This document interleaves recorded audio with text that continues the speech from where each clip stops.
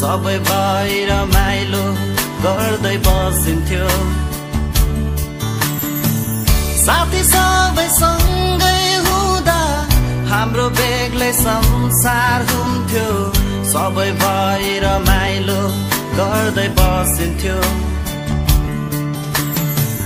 सबको आफ्नै जीवनहरू थियो सुख दुःखका कुरो गरिन्थ्यो कहिले त गफै गफमा उज्यालै पारिन्थ्यो तर अहिले यहाँ म एक्लै भए